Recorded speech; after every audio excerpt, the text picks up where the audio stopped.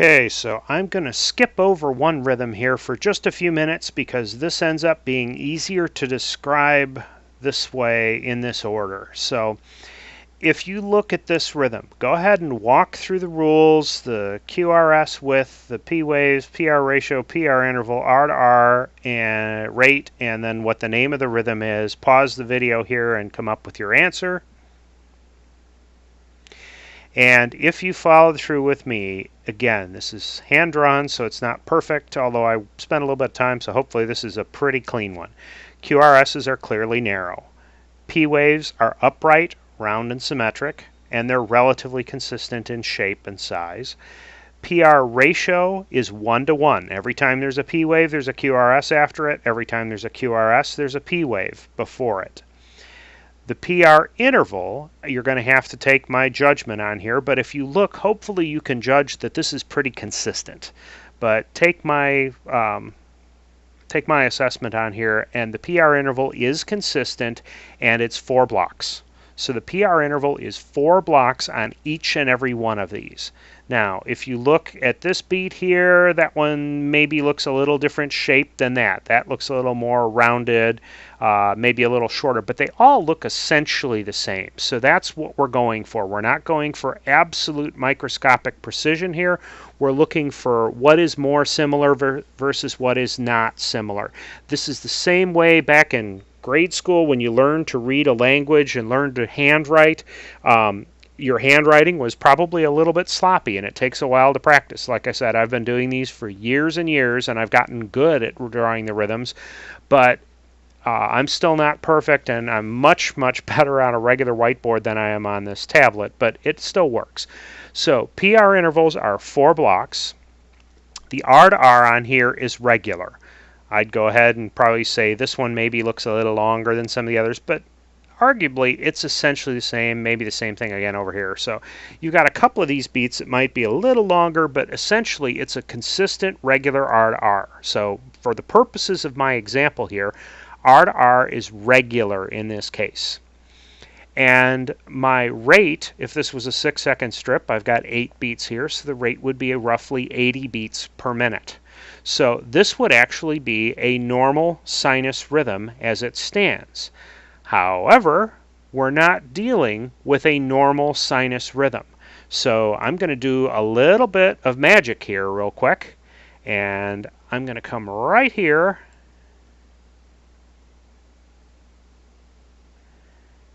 And we're going to make a change to this rhythm. Now, there wouldn't be just a gap in here. So I got to kind of draw. Up. Helps if I go back to the right color pen. Alright, so I got to come back up here and let's fill in the hole.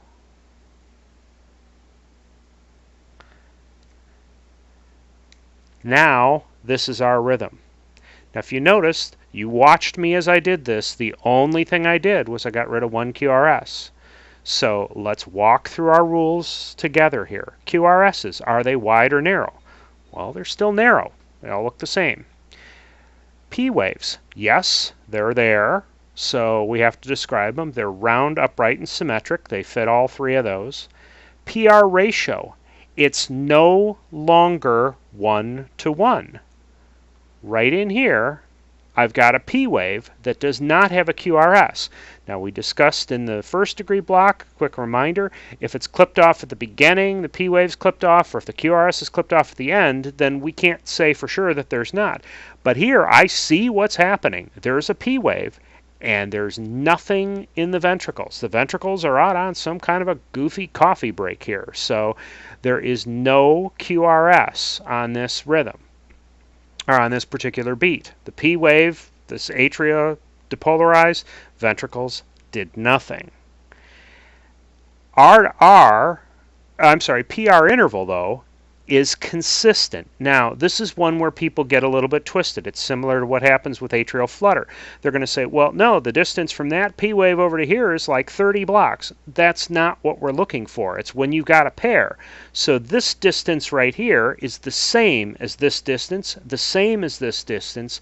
the same as this distance, the same as this, the same as this, and the same as this. All the PR intervals, when you've got a pair, they're the same distance. That becomes critical, and you'll find it's really cool because if you get two specific rules that apply, you've essentially named what rhythm you're dealing with. You're able to figure out what rhythm are we looking at. And in this case, I have more P waves here than I had QRSs. I've got 1, 2, 3, 4, 5, 6, 7, 8. And like I said, it's not just clipped off at the end. I've got one missing in the middle. There's 8 P waves, there's 7 QRSs. When you're answering this on a test, I don't want you to say it's 8 to 7. I just want you to say there are more P waves than QRSs because there's extra P waves here in the middle of this mess. That's very, very important about this rhythm. So more P waves than QRSs, but my PR interval is consistent. Every time I have a P wave with a QRS, it's the same distance. So when I have the combination of those two rules, let's think about what's happening here. Atria depolarize, then the ventricles with a normal delay. Atria, ventricles, atria, ventricles. The atria depolarize, the ventricles never do. So there's absolutely nothing happening in the ventricles here. Then the atria depolarize, and then the ventricles, atria, ventricles, atria, ventricles, atria, ventricles. This is called a second degree AV block, but we have to differentiate because there's two variations. The definition really of a second degree AV block is when we drop beats. Drop beats is a really primitive way of saying the atria depolarize and the ventricles did not. It's not a disconnect between there. It's not a one-to-one match, but I've got more P waves than QRSs here. That's dropped beats. And again, when we get into third degrees, I'll explain the differentiation on there, but you need to kind of get familiar with these rules. So more P waves than QRSs, in this case, indicates that the P wave, the atria fired, and the ventricles didn't. That's a drop beat. That's the hallmark, really, of a second degree block. But there are two variations on here, and as I said, I'm skipping over what we call a type 1 AV block, and I'm going with a type 2 AV block. So if I'm answering questions on here, let's walk through them because you will need to do this when you get into test 3. QRSs are narrow, P waves are upright, round and symmetric. PR ratio is more P waves than QRSs, and that becomes critical for this. PR interval is consistent. That's also a critical part of this rule. The R to R, well, is the R to R regular? No, it's not. I've got 3 here, then I got this big, huge gap, and then I've got 4. It looks like it's trying to be regular. The distance between all 4 of these is the same as the distance between these 3, but it's definitely not regular, so it's an irregular R to R. So when I answer the questions for this particular rhythm, it's an irregular R to R, not consistent there. Then I look at my rate. Well, we had 80. 1, 2, 3, 4, 5, 6, 7 beats. We only count the QRSs. You don't count the atria by itself. So 1, 2, 3, 4, 5, 6, 7. The rate is now 70. So what we have here is a sinus rhythm. It still generates from the sinus node with a second degree AV block. However, I'm explaining to you now that we have another thing. This is actually a type 2. And what's really nice about the naming conventions on here is that when this is done, you could say second degree type 2 and just put your regular number 2 on there, and that would work just fine. But ultimately, when we describe these, we use a Roman numeral 2 to describe the type.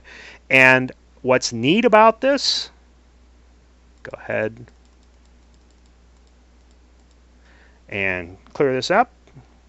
I can come up here and just by using that naming convention, second degree type 2, I have to put the Roman numeral 2 there. So it's second degree type 2.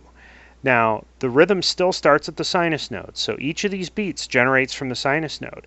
If I kind of covered over this one beat, it would look like a normal sinus rhythm, and it was. The only thing I did was I removed that QRS. But now that I have the atria depolarized and the ventricles did not follow suit, this is called a second degree type 2 AV block. The most critical rules for these rhythms are that there are more P than QRS, and the PR interval, when you have both,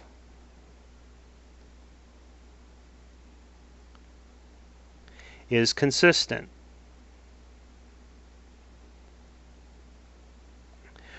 When you have both of those characteristics there, you're all but guaranteed dealing with a sinus, or you're dealing with a second degree type 2 block. Now, if you were answering the questions for the test, you're going to have to answer 7 questions per rhythm. So the R to R here is irregular. However, that's not a make or break for a second degree type 2. So let me do a little bit more doctoring here.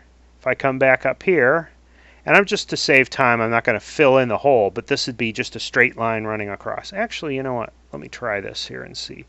It might be a little sloppy, but you get the idea. So I'll fill in the hole here. Now what I've done is I've got more P waves than QRSs, but each time I have a pair. This PR interval right here is the same as that PR interval. It's the same as these 4 PR intervals. I still have an irregular R to R, but this is still a second degree type 2. My rate now is a rate of 60. And if I come up over here, and what if I just kind of get rid of this? And let's fill in the hole.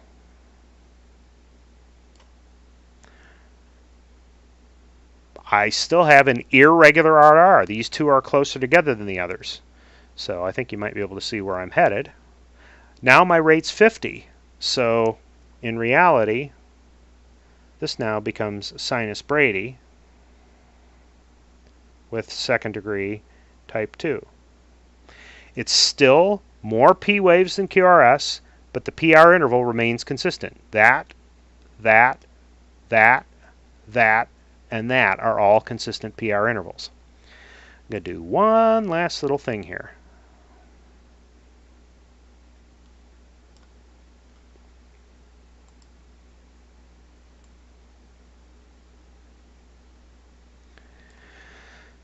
All right, actually, let me do this instead.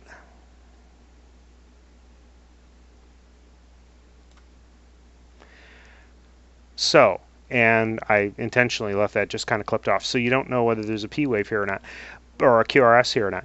But I have more P waves than I have QRSs, but the PR here, here, here, and here are all consistent. That's a sinus Brady, rate's now 40, sinus Brady with secondary type 2. But what's important, what's kind of cool here, now I can get rid of this mess at the end here, make it a little cleaner, is that my R to R is now regular. So what's odd about this is that it doesn't matter whether I have a regular or an irregular R to R on here. What matters is I have more P waves than QRSs, and that my PR interval is consistent on here. We're going to get scary, and I'm going to draw another example of how this works here for you real quick, and let's just see what happens. So bear with me here, and let's see what I get. Oops, got to get the pen active. Oops, sorry. Got to remember what the heck I'm drawing here. All right.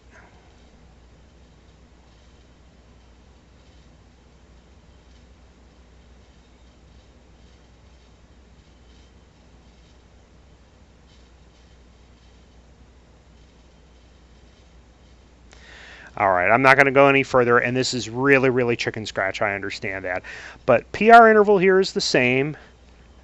Shorter. Yeah, I get it. But PR interval is the same. But I have more P waves than QRSs. This is sinus Brady with the second degree